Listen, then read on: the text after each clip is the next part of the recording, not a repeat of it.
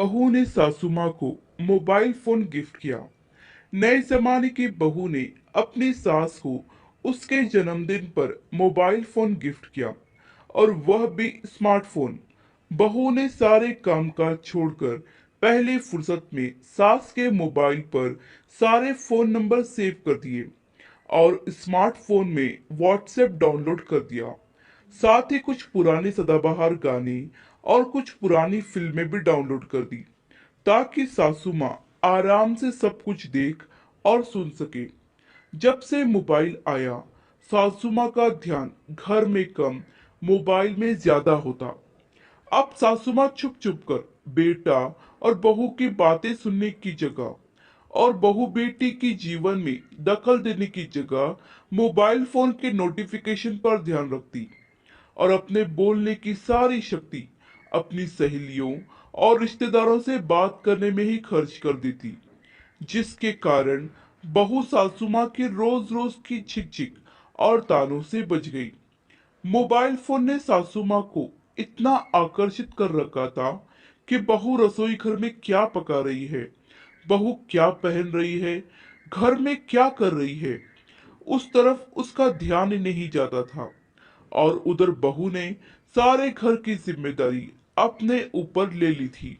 अब वो अपना मनपसंद खाना बनाती और घर को अपने हिसाब से सेट करती, अपने पति के साथ खुलकर बात कर पाती।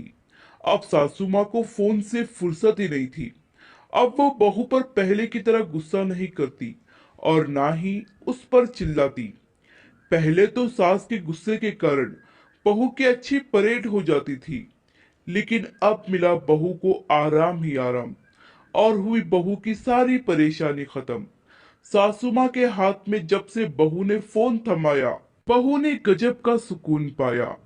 आजकल सासू माँ का सारा ध्यान यूट्यूब पर शॉर्ट्स और रील्स देखने में, नए नए ऐप्स को डाउनलोड करने और सीखने में ही होता।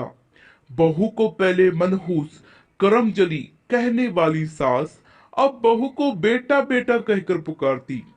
सासू माँ बहू से इतना खुश जो थी, अब बस बहू को इस बात का ख्याल रखना पड़ता कि सासू माँ का रिचार्ज खत्म होते ही तुरंत करवा दिया जाए। अब बहू फोन को नियमित समय से चार्ज भी करती, ताकि सासू माँ का ध्यान फोन से हटे नहीं और वो पहले वाली सासू माँ लौट कर आए नहीं। इसका परिणाम बहू खुश, सासू माँ खुश, दोनों की नोक झोंक खत्म, तो सारा घर खुश। आशा करती हूँ ये कहानी आपको पसंद आई होगी। इस कहानी पर आपकी क्या राय है, हमें कमेंट करके जरूर बताइए। कहानी पसंद आई हो तो लाइक और शेयर करना बिल्कुल भी ना भूलिए। चैनल पर नए हो तो चैनल को सब्सक्राइब जरूर कीजिए। कहानी सुनने के लिए आपका बहुत बहुत धन्यवाद।